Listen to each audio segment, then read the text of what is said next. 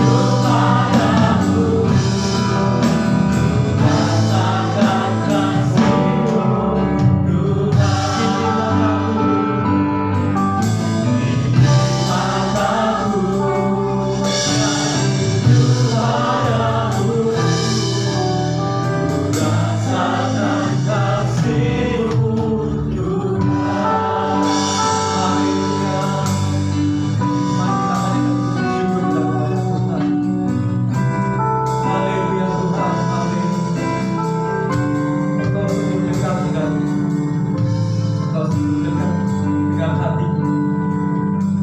Ya Bapa ya Tuhan, Engkau bukan Allah yang jauh, Engkau bukan Allah yang tak mungkin kami gapai. Engkau adalah Allah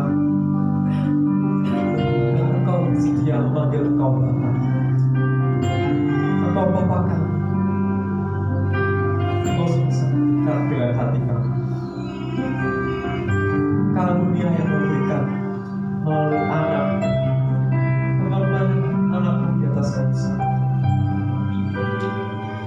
Tidak bisa kami bayar dengan apapun yang ada di dunia ini. Darah yang tercurah dari anak, sungguh amat mahal. Darah orang suci yang mampu menghapuskan segala dosa. Ya Bapa ya Tuhan, terima kasih. Kami bisa tenang saat Engkau menjadi Bapa kami. Kami bisa tenang ya Tuhan saat kami dekat dengan haleluya Tuhan, haleluya. Mari kita panjatkan puji syukur, lalu kita ucapkan syukur ya Allah. Haleluya Bapa, haleluya, haleluya.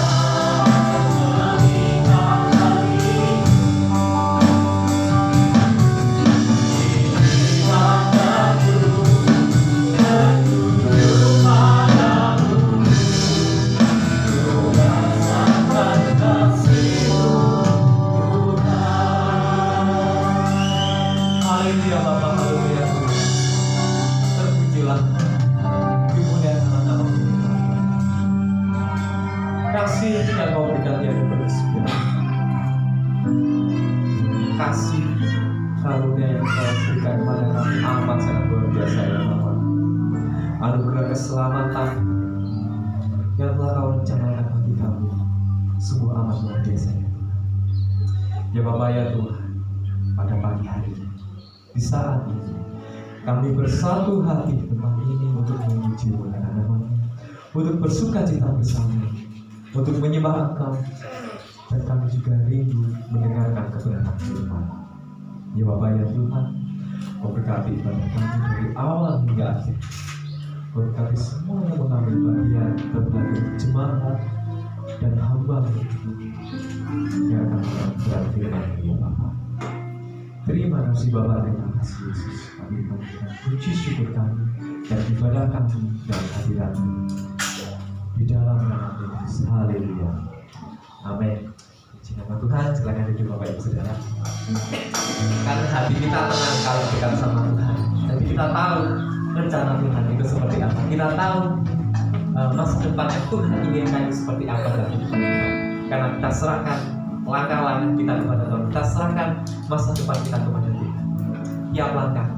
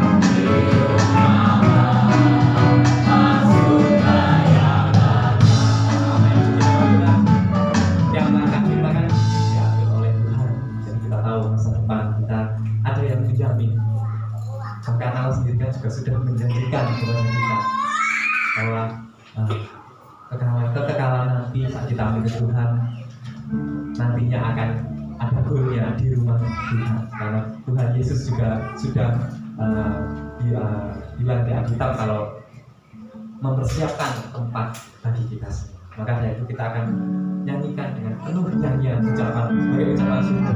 Kita akan menyembah puji Tuhan sebagai ucapan puji. Hatiku paling nyanyian.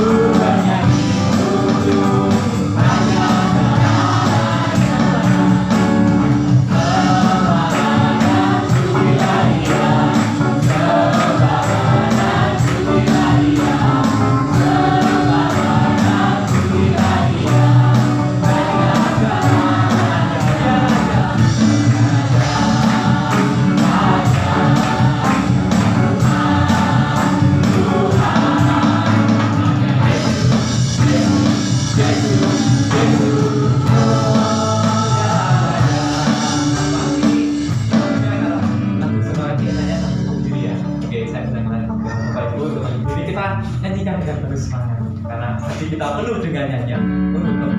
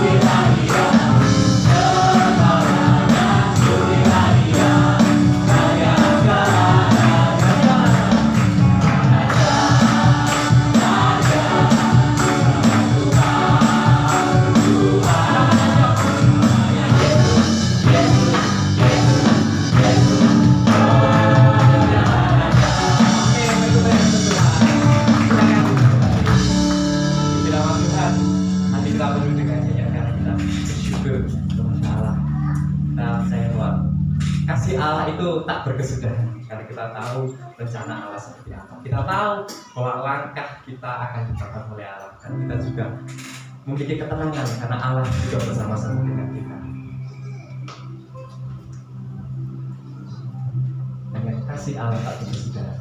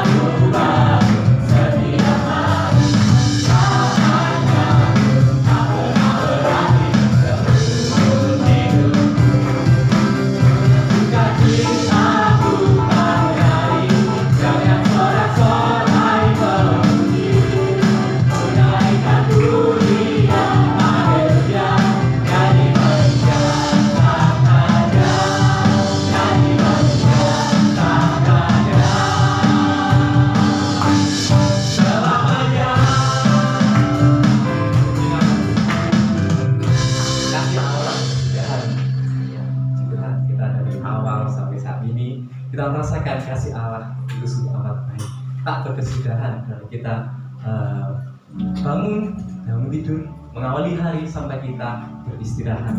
Kasih Allah tak berkesudahan, puji nama Tuhan.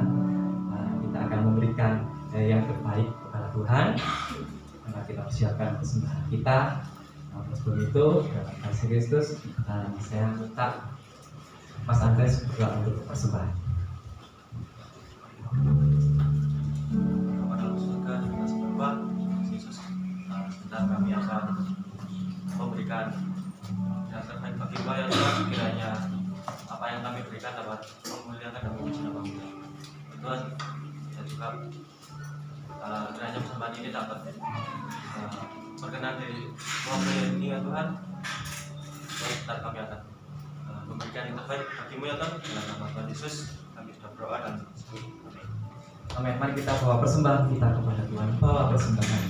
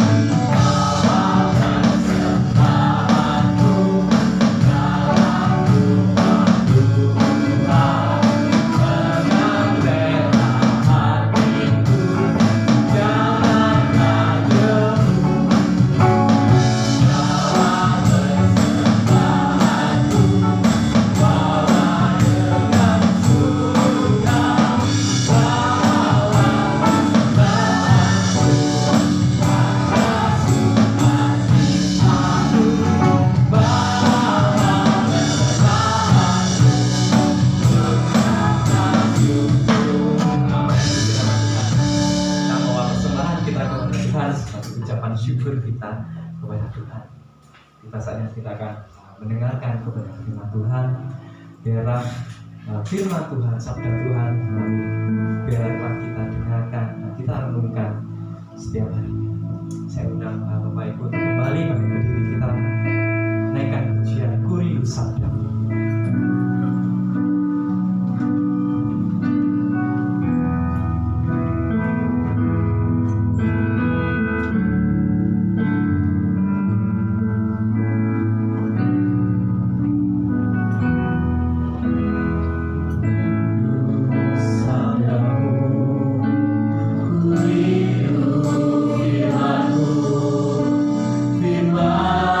Tuhan Yesus yang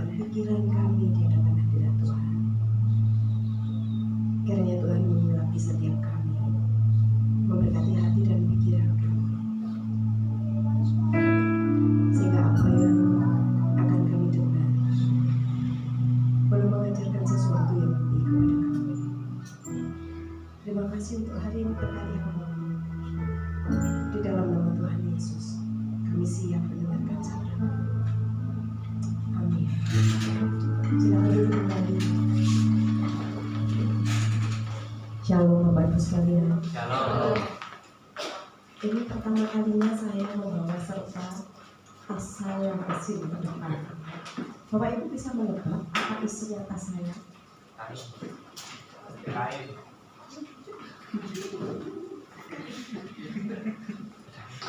Saya teringat satu firman Tuhan yang mengatakan, pagi lebih baik daripada petang, siang lebih baik daripada malam, sembuh lebih baik daripada sakit, kaya lebih baik daripada miskin. Apalagi? Tapi sayangnya kematian lebih baik daripada kelahiran. Enggak enak ya. Firman Tuhan mengatakan sesuatu yang agak berbeda. Saya melihat ada bayinya Kak Mas Dani dan Kak Devi gitu ya.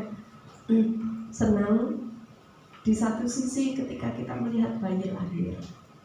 Itu adalah sesuatu yang sangat membahagiakan. Ada kesatuan, ada tawa, ada sukacita. Gak pernah ada orang takut dengan bayi yang baru lahir. Semuanya seperti ingin memeluk, seperti ingin mencium.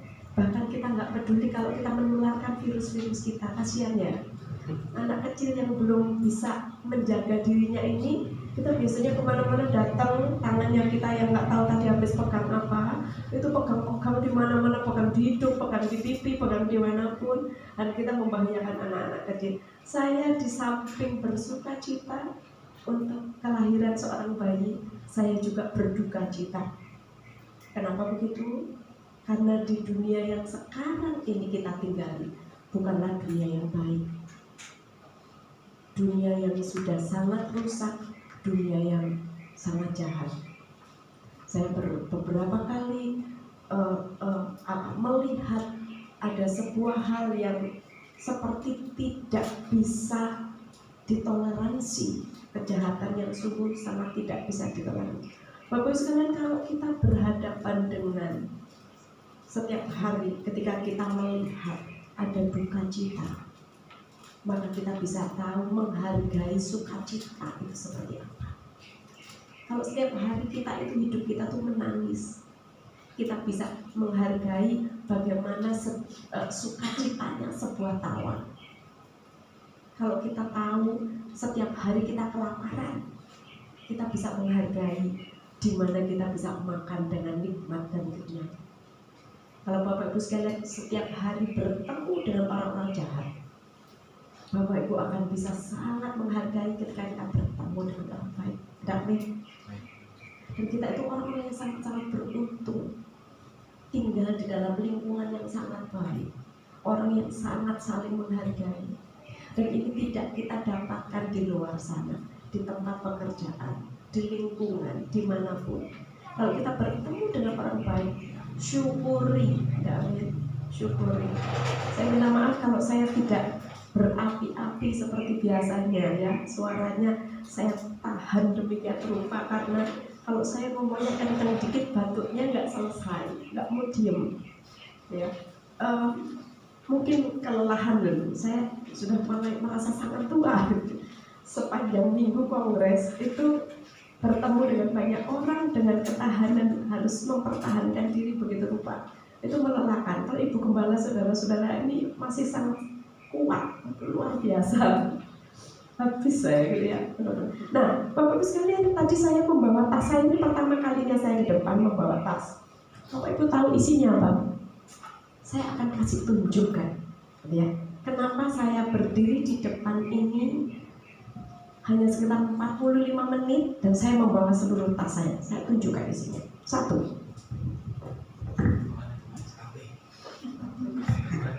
Air. Saya bawa air karena sewaktu-waktu saya terpingkal-pingkal batuknya, saya langsung ada pertolongan. Yang kedua, ini lebih penting daripada segala sesuatu. Saya berodori tadi dari mobil saya tisu. Karena saya tahu kalau hidung saya bocor beberapa sampai merah begini gitu ya. Jadi seperti harus tengok tisu daripada kita pergi ke kamar mandi. Kenapa saya tunjukkan ada waktunya? 2, ketiga. Apa ini? Ini botol bekas ingus. tisu, bekas ingus itu akan menular semua orang. Jadi saya memasukkan di dalam botol supaya tidak ada orang tertular. Saya canggih kan? Cerdas saya ini. Yang lain, bentar ya, ini. Lalu yang lain lagi adalah tentunya ini Alkitab, tablet saya, karena saya akan berbicara sesuatu dan saya mencontek firman Tuhan dari yang lebih mudah, karena zamannya canggih sekarang. Banyak ya kertas saya, ada kertas juga, kertas contekan. Saya masih jadul. Lalu ada lagi, saya membawa masker cadangan supaya ketika beberapa jam sudah dipakai dan terbatuk-batuk, saya akan punya cadangan. Ada lagi yang paling penting, dompet saya. Jangan tanya isinya. Dan satu lagi, karena saya menyadari saya ini sudah umur, saya dapat hot flashes. Hot flashes gak sih? Kalau orang sudah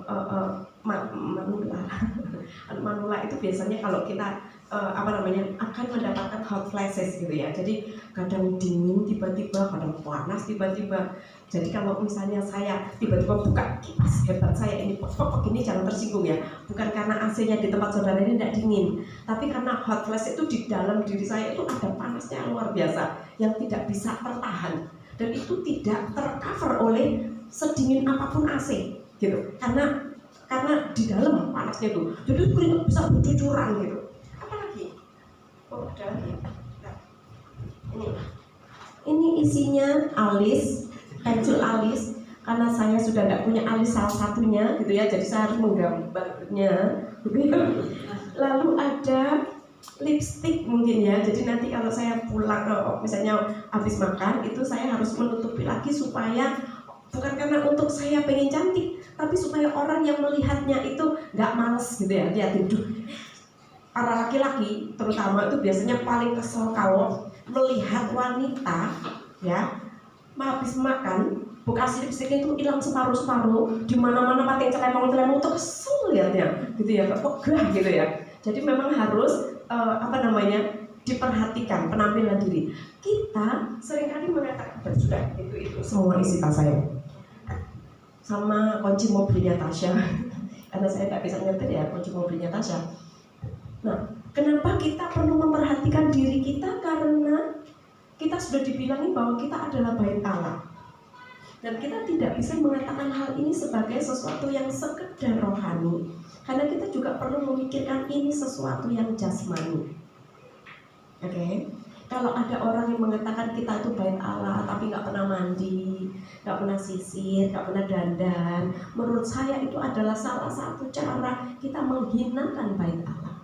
Ini bukan soal mainnya, ini bukan soal, tetapi orang memperhatikan itu. Kalau kita menghargai hidup kita, maka orang lain juga akan menghargai Tuhan yang menciptakan kita, yang kita sembah. Jangan sampai Tuhan dipermalukan hanya karena kita. Bagus sekali tadi saya mengatakan bahwa kematian lebih baik dari kehidupan. Ini bukan saya yang mengatakan, tapi firman Tuhan mengatakan hari di mana kita pulang kepada Tuhan adalah hari yang jauh lebih baik daripada kita yang setiap kali berjuang di dalam dunia ini dengan mengatasi segala rintangan, mengatasi segala persoalan, mengatasi segala kejahatan yang ada di sekeliling kita. Mari kita akan mencoba melihat di dalam firman Tuhan dari kitab Efesus pasal yang keempat.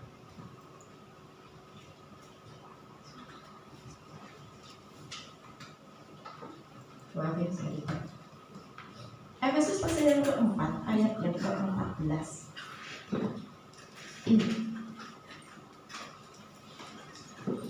Ayat 13 terutama ya. Saya akan bacakan buat kita semua. Sampai kita semua telah mencapai kesatuan iman dan pengetahuan yang benar tentang anak Allah, kedewasaan penuh dan tingkat pertumbuhan yang sesuai dengan keperluan Kristus.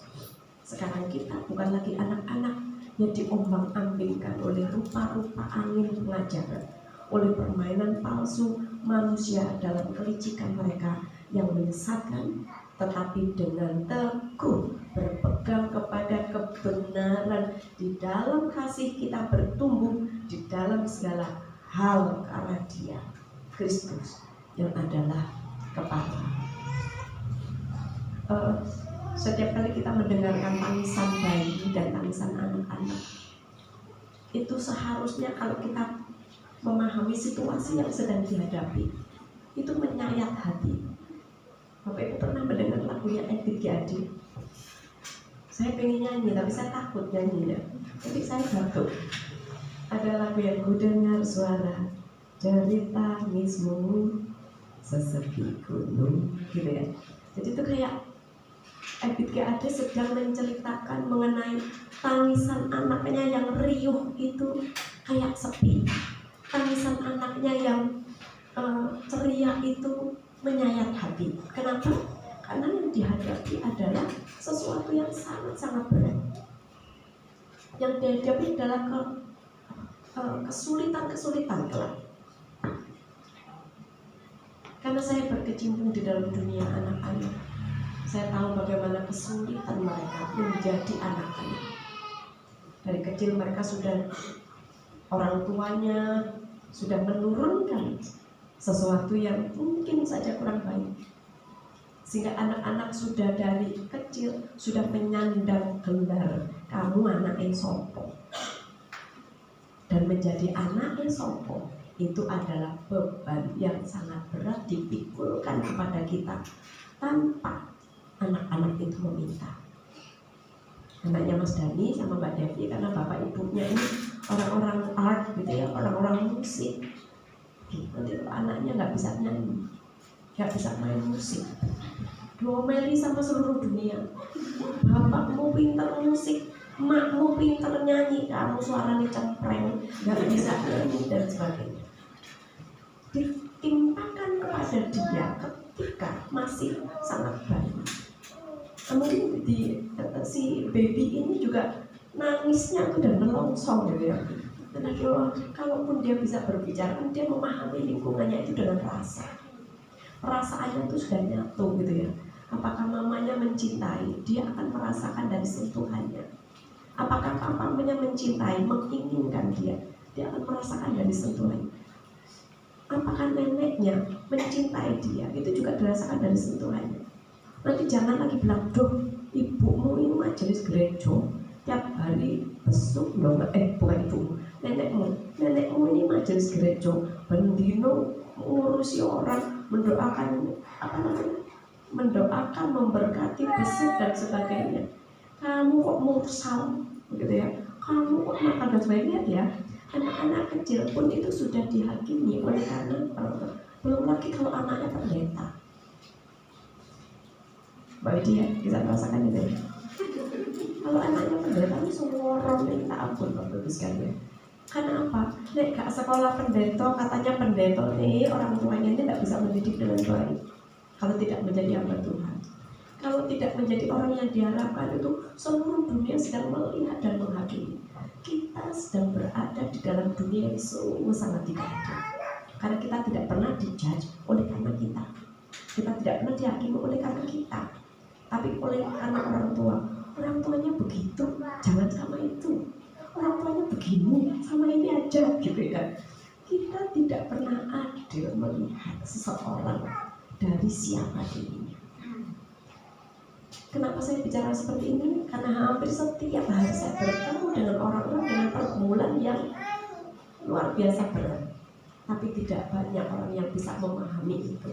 Oleh karena kita sudah dihakimi sebelum kita melakukan kesalahan, kita sudah dihakimi oleh sesuatu yang di luar kita. Hari-hari sekarang ini saya melihat ada banyak sekali situasi yang sangat toleran terhadap perilaku yang tidak tepat. Saya agak risih ketika para mahasiswa yang datang ke tempat saya konsultasi, mereka bercerita dengan sangat bangga, "Tante, saya ini pelangi." Saya bilang, "Oh, pelangi-pelangi alangkah indahmu." Mereka bilang, "Itu bukan." "Apa?" "Ya, saya pelangi." Saya bilang, "Apa itu pelangi?" Tante nggak tahu. Pelangi itu kayak, Tante tahu LGBT, yaitu kamu pelangi. Iya, kami sekarang menyebutnya pelangi.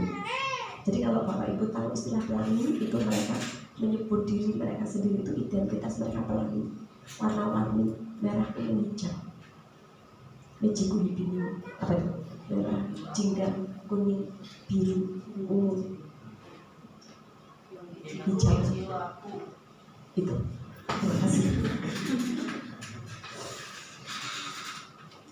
Ini kalau di masa dulu adalah sesuatu yang sangat tidak berkenan kepada Tuhan. Oleh karena itu Sodom dan Gomora dihancurkan. Mereka sangat terbuka. Di Sodom dan Gomora yang terjadi pada waktu itu adalah mereka memproklamirkan diri. Ini loh aku begini, aku pelangi-pelangi alangkah indahnya. Di tempat di mana tamunya Lot, mereka dengan sangat terbuka bilang, Lot, keluarkan tamu-tamu ganteng-gantengmu itu biar aku pakai. Istilah mereka tuh pakai. Dan itu dilakukan dengan sangat terbuka. Yang menyedihkan adalah saudara-saudara sekalian, bahwa zaman sekarang ini terjadi hal yang sama. Orang sangat terbuka. Bahkan saya sempat terkaget-kaget ya ketika membuka sosial media. Mereka tuh bercerita, tuh bisa bercerita begini. Jadi memang aku dari kecil biasanya mereka kan dari awal tuh ada yang terkena pelecehan seksual. Kita tidak bisa menyangka itu. Tadi saya bilang bahwa anak kecil itu sudah dihakimi oleh dunia ini berdasarkan siapa orang tuanya. Bagaimana kalau mereka memang tidak beruntung, mereka tidak mendapatkan pengasuhan yang baik, dan itu sudah ditimpakan kepada mereka. Mereka bercerita, dan ini yang sangat-sangat disayangkan. Mereka bercerita kalau dari kecil dia mendapatkan pelecehan seksual, lalu dia kemudian terbawa arus itu, dia menjual diri, kucing namanya kucing. Setiap satu kalinya, jadi mereka prostitut seperti tapi cowok gitu ya. Mereka sekalinya 500.000 bisa dalam satu hari pergi kemana dengan orang-orang yang berbeda, dan itu diceritakan secara terbuka di media sosial. Saya membayangkan itu adalah sesuatu yang sangat sedih kalau kita sebagai seorang psikologis yang berkaitan dengan psikologi. Itu adalah cara seharusnya itu menolong, dan saya sangat menjaga kerahasiaan. Tapi ternyata mereka tidak ingin dirahasiakan. Mereka bercerita dengan sangat terbuka. Kalau Bapak Ibu sekalian, ini salah satu jenis sebuah bentuk ketidaktepatan yang terjadi dalam dunia ini. Dan sekarang ini semua orang seperti melegalkan, gak apa-apa, sekarang kan sudah terbuka, jadi kamu ngaku juga gak apa-apa. Aib-aib yang dulu seharusnya ditutup dengan baik, sekarang gak usah dibukakan semua. Kalau zaman dulu orang akan membahas mengenai prestasi, tapi sekarang orang membahas mengenai aib. Kalau ada orang beraib, saya tuh pengen viral, gampang. Saya tak ngomong sebentar, saya punya pacar selingkuhan mas. Terus saya bilang, saya adalah pendeta. Bentar aja saya akan viral. Kalau saya speak up, misalnya saya telepon Deddy Corbuzier, halo Pak Deddy, saya ini pendeta, saya ini hebat, saya ngasih seminar di mana-mana, saya punya pacar, misalnya begitu. Cepat sekali. Michelle Ashley, kalau Bapak Ibu sekalian, dia anak penyanyi Pinkan Mambo. Kalau zaman dulu itu ada 200 ya, 2 Maya atau 200 namanya, saya lupa. Anaknya itu mengalami pelecehan seksual dari ayahnya dari umur 12 tahun, ayah tiri umur 12 tahun. Tapi ketika dia umur hampir 17 tahun ini, dia speak up. Sekarang tuh istilah mereka tuh speak up. Mereka ngomong di seluruh dunia ini bahwa saya dilecehkan oleh ayah tiri saya. Dan itu kemudian mendapat penghargaan. Zaman dulu habis kita. Tapi zaman sekarang itu benar-benar seperti kemudian dihargai. Seluruh kejahatan dihargai. Ini bukan soal korbannya. Tapi ketika kita melihat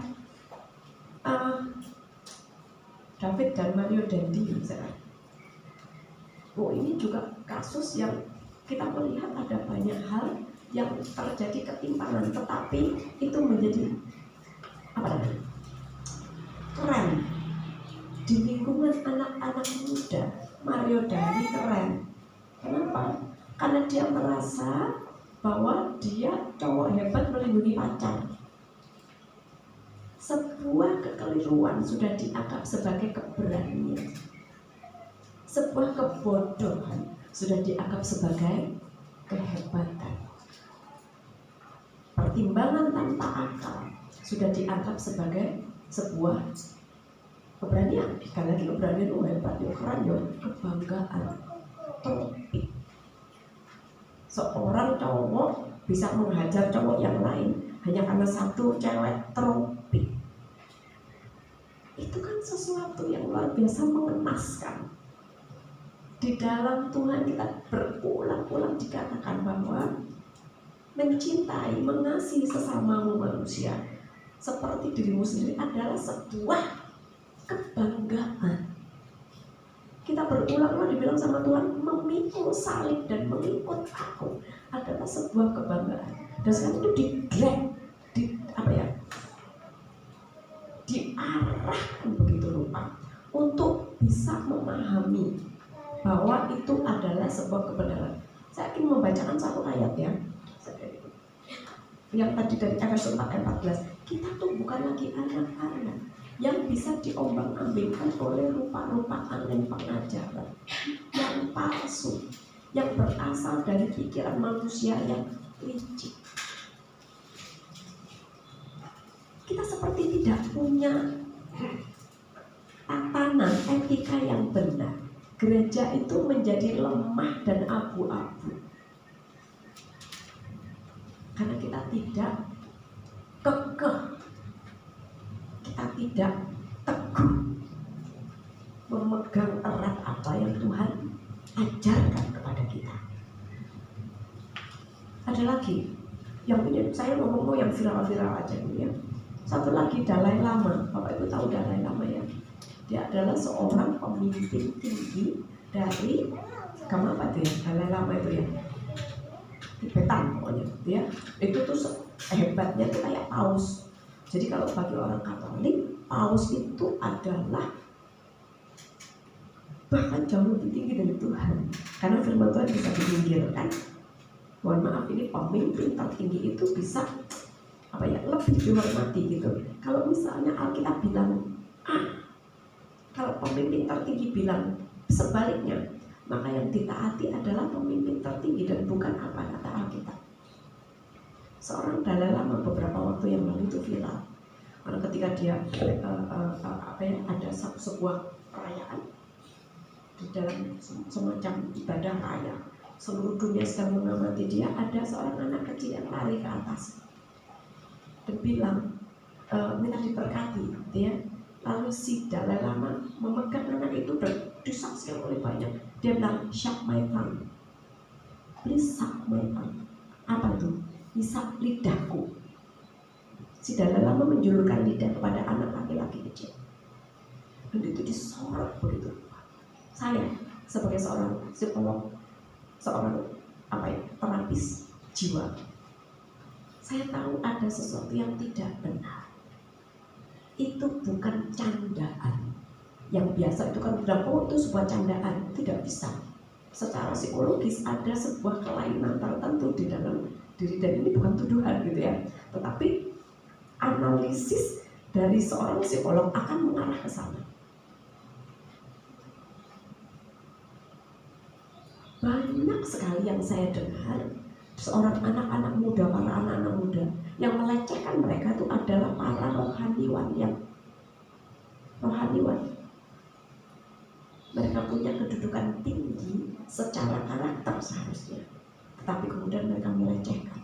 Ada seorang anak muda dari sebuah gereja yang hebat, dia ketua yang hebat dari gembala pemuda ya. Dia justru mendapatkan pelecehan dari senior pastor. Kalau kita melihat Bapak Ibu sekalian, Kita tidak bisa menghakimi orang dari apa yang tampak di luar. Standar Alkitab makin kabur. Kalau kita melihat ini, maka kita tidak bisa lagi menjadi orang-orang biasa. Amin. Tidak bisa lagi.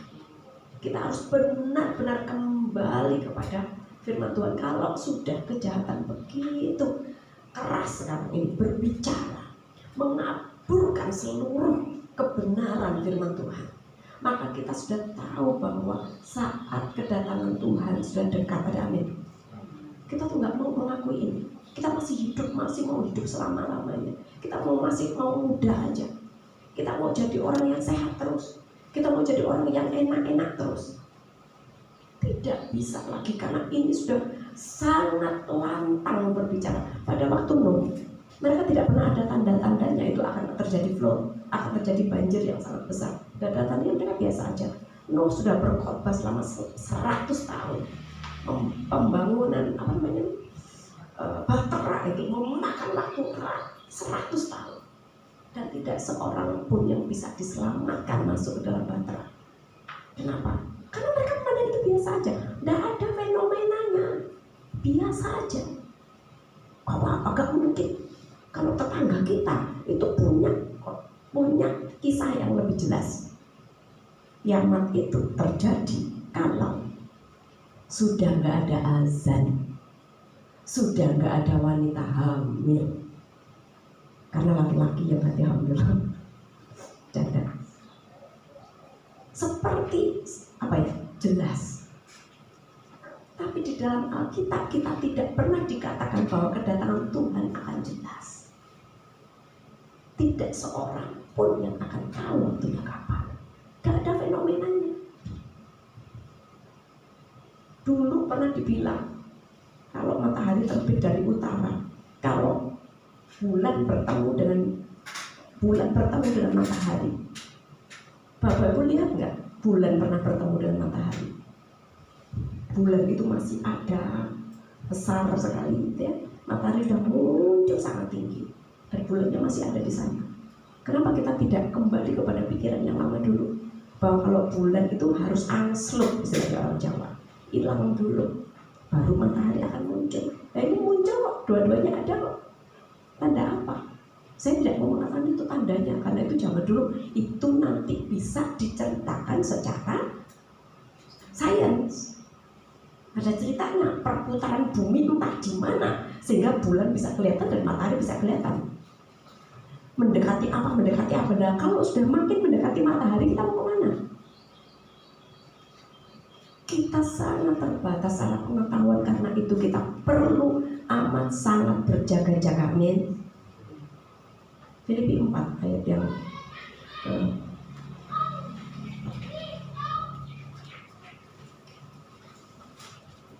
ke-5 sampai 9. Saya akan bacakan buat kita semua. Filipi 4 ayat yang ke-5. Hendaklah kebaikan hatimu diketahui semua orang. Tuhan sudah dekat.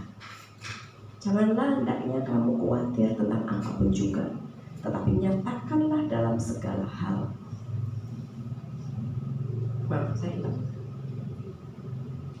Nyatakanlah dalam segala keinginanmu kepada Allah dalam doa dan permohonan dengan ucapan syukur. Damai sejahtera Allah yang melampaui segala akal akan memelihara hati dan pikiranmu dalam Kristus Yesus.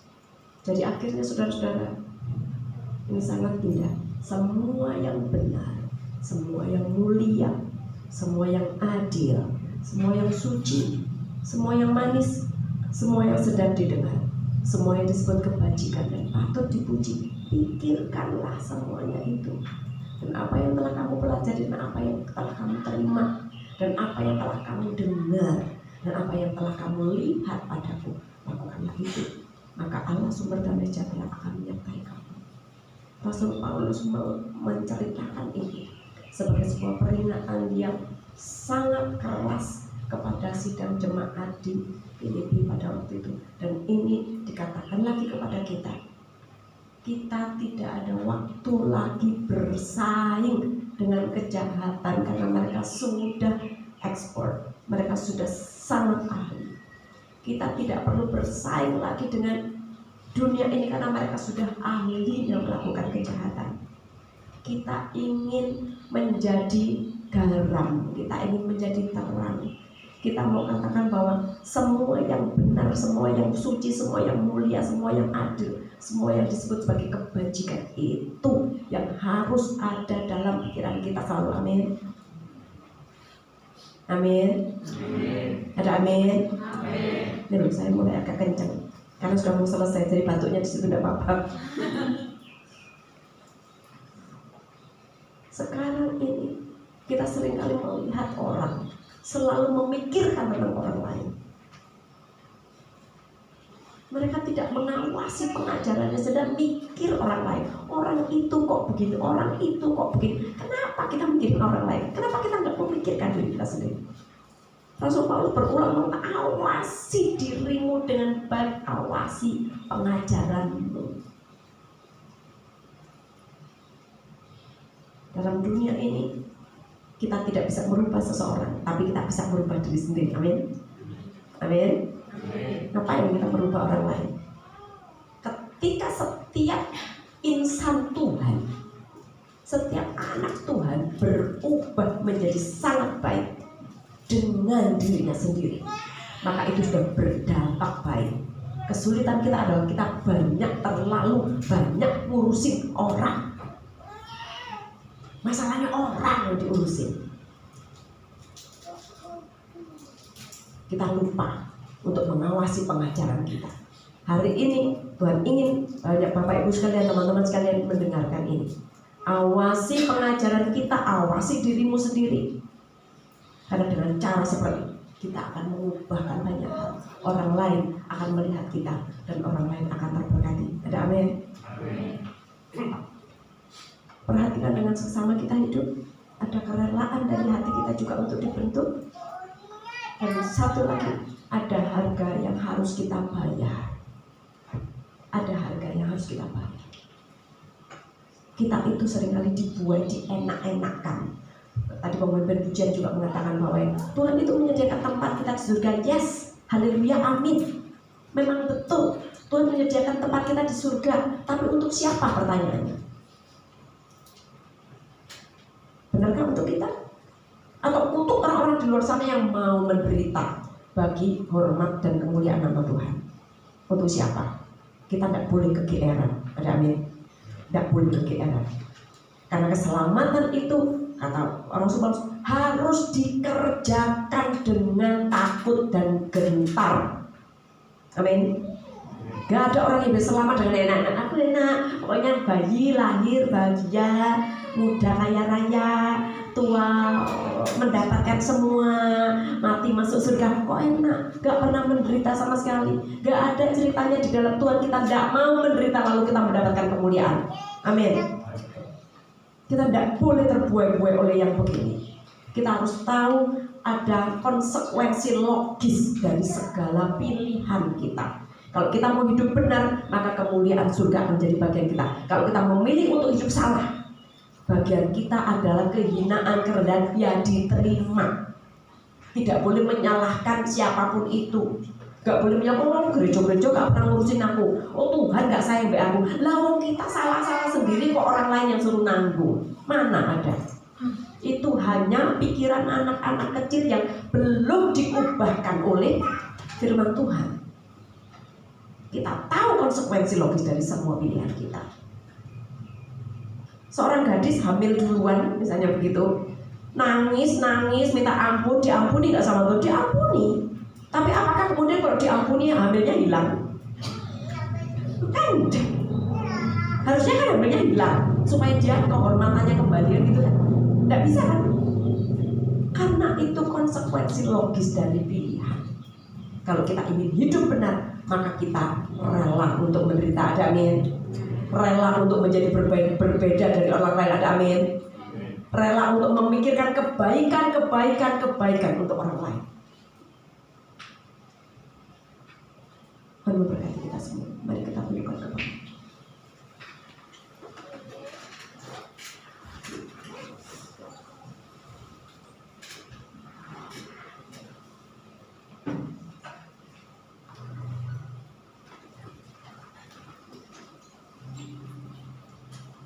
Dalam kataku yang tadi, hatiku tenang berada di dekatmu.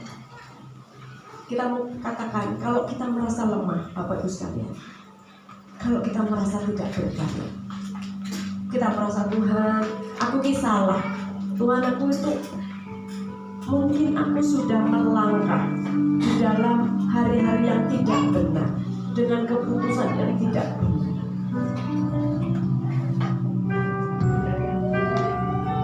Kita mau bilang sama Tuhan, pertolongan Tuhan itu ajaib untuk aku. Pertolongan Tuhan itu tersedia bagiku.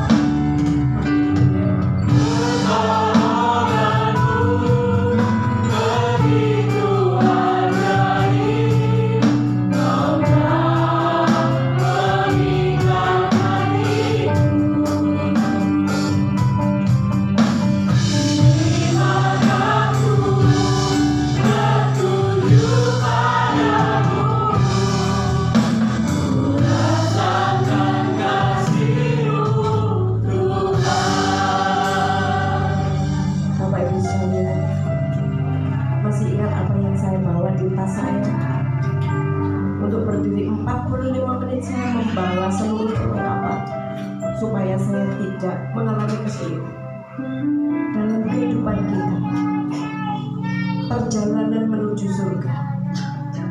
Tidakkah kita ingin membawa bekal yang cukup supaya kita tidak mengalami masalah? Tidakkah kita ingin membawa kebaikan, kemurahan, kesetiaan, penguasaan diri untuk bertemu dengan Sang Kali kita? Tidakkah kita ingin membawa bekal itu banyak-banyak dalam kehidupan kita supaya kita tidak punya masalah ke depan? Tidakkah kita ingin membawa serta jalinan jiwa yang indah kepada kekekalan? Karena perjalanan kita begitu panjang dalam kekekalan. Dan waktu kita sangat sempit untuk mempersiapkan segala bekal ini. Waktu kita mungkin hanya 80 tahun kalau baik, 70 tahun kalau masih sehat, mungkin 40 tahun karena kita tidak pernah tahu, mungkin 15 tahun. Tapi waktu kita sangat sempit untuk mempersiapkan bekal yang kita akan bawa, yang kita akan berikan kepada Tuhan. Tidakkah ada banyak hal yang harus kita lakukan bersama-sama? Mari biarlah pada pagi hari ini kita minta pertolongan Tuhan. Jika kita tidak sanggup memperbaiki segalanya, kita punya Tuhan yang heran. Kita punya Tuhan yang akan menolong kita memperbaiki kehidupan kita. Pertolongan-Mu begitu ajaib. Di situ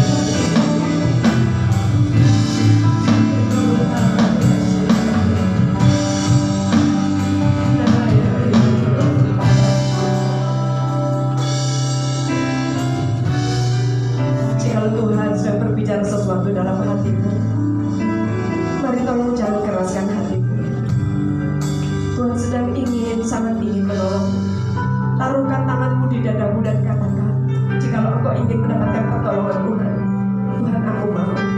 Aku salah satu orang yang sangat membutuhkan pertolongan Tuhan. Aku salah satu orang yang sangat membutuhkan topangan Tuhan. Haleluya. Terima kasih Tuhan.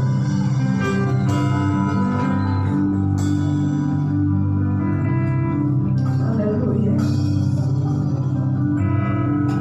Terima kasih Tuhan. Terima kasih Tuhan.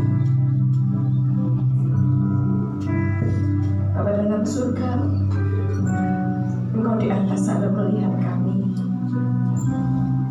melihat isi hati kami, melihat hancurnya hati kami, karena seringkali kami membuat Engkau kecewa. Seringkali kami tidak melihat bahwa Allah sedang menggenggam tangan kami. Allah memeluk hidup kami dan menolong kami.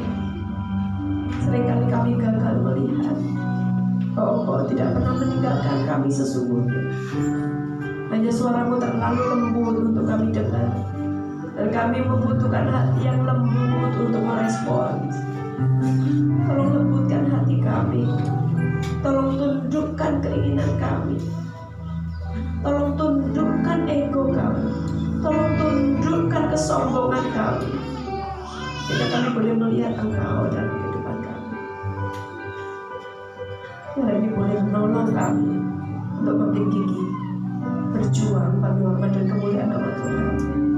Kami mau hidup bagi Engkau sampai Tuhan datang untuk menjemput kami, dan Engkau akan berkata kepada kami, "Selamat Engkau, hai hambaku yang baik dan setia." Dan kami boleh berhak untuk pulang ke rumah kami yang senang, di mana selama-lamanya kami bersama-sama dengan Engkau, tanpa air mata dan tanpa duka cita. Terima kasih Tuhan.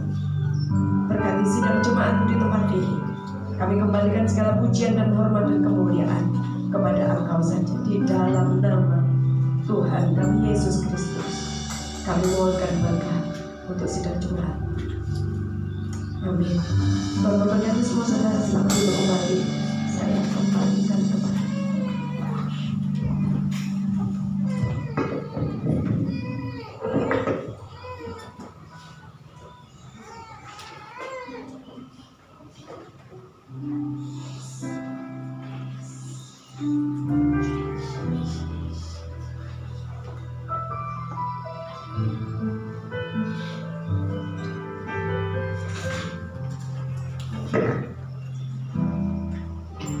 Terima kasih buat Ibu Pendeta Sri yang sudah menyampaikan firman Tuhan. Kita bersyukur kalau kita saat ini ada di dalam rumahnya dan firman-Nya mengarahkan hidup kita. Saat ini saya memohon Bapak Ibu, saudara semua, kita akan berdoa buat ada banyak saudara kita yang dulu beberapa puluh tahun yang lalu mereka adalah orang-orang yang aktif, orang-orang yang juga dipenuhi Roh Kudus, orang-orang yang sungguh-sungguh, tetapi pada akhirnya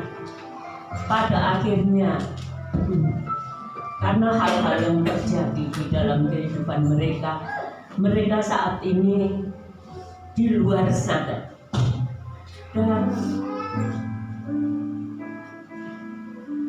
Tuhan mau kita mendoakan mereka.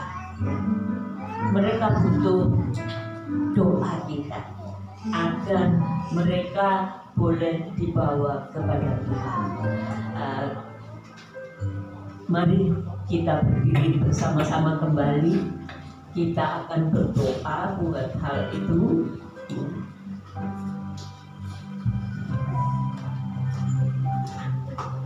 Saudara masing-masing yang tahu, yang mengenal yang mengingat mereka.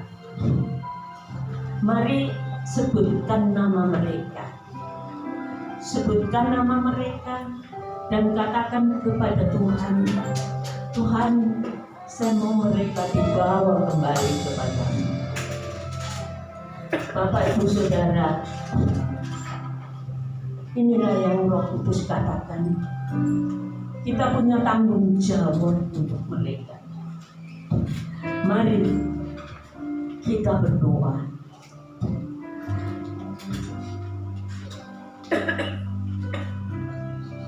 Bapa di dalam surga, kami bersyukur kalau saat ini kami masih berada di dalam rumah. Kami bersyukur kalau kami masih mengikut Engkau, dan Engkau mengajarkan kami untuk berjaga-jaga, untuk bersungguh-sungguh berharap kepadamu, menyerahkan hidup kepadamu, untuk menjadi berkat-Mu bagi yang lain. Bapa yang penuh kasih, kami ingat saudara-saudara kami, mereka yang dulu adalah orang-orang yang setia kepadamu, tetapi saat ini mereka jauh daripadamu. Tuhan, biarlah kuasa Engkau yang ajaib itu bekerja di atas mereka. Kuasa Engkau yang ajaib itu bekerja untuk menarik kembali mereka kepadamu. Bapa, kami serahkan mereka satu persatu ke dalam tangan-Mu. Kami mohon tangan kuasa-Mu terulur saat ini juga untuk mereka, supaya mereka boleh kembali kepada-Mu. Terima kasih Bapa. Kami percaya bahwa Roh Kudus sedang bekerja di antara mereka dan membawa mereka kembali kepada-Mu. Terima kasih. Kami juga berdoa buat Ibu Pendeta Sri. Tuhan berkati pelayanan, berkati dengan tubuh yang sehat, kekuatan yang daripada-Mu. Kami bersyukur untuk segalanya Bapa. Kami bersyukur untuk anugerah-Mu yang senantiasa besar. Tolonglah tidak ada satu di antara kami yang pada saat Engkau datang tertinggal di dunia ini.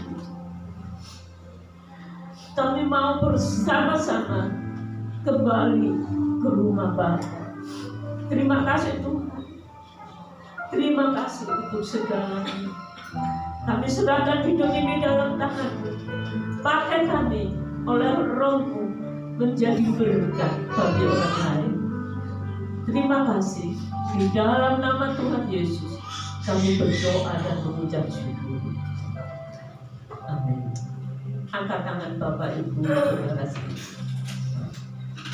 Bapak Ibu Saudara yang saya kasihi, marilah saat ini kita pulang bersama berkat dari Bapa Surgawi yang telah kita terima pagi ini.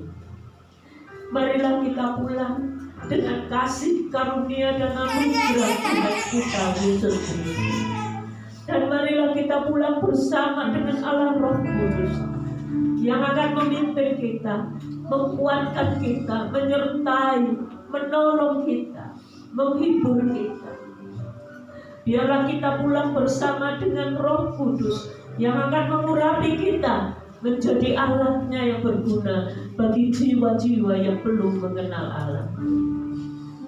Marilah kita pulang bersama dengan Roh Kudus dari saat ini sampai Maranatha, Tuhan datang yang kedua kali. Di dalam nama Tuhan Yesus, saudara yang percaya katakan amin. Ada beberapa banyak pengumuman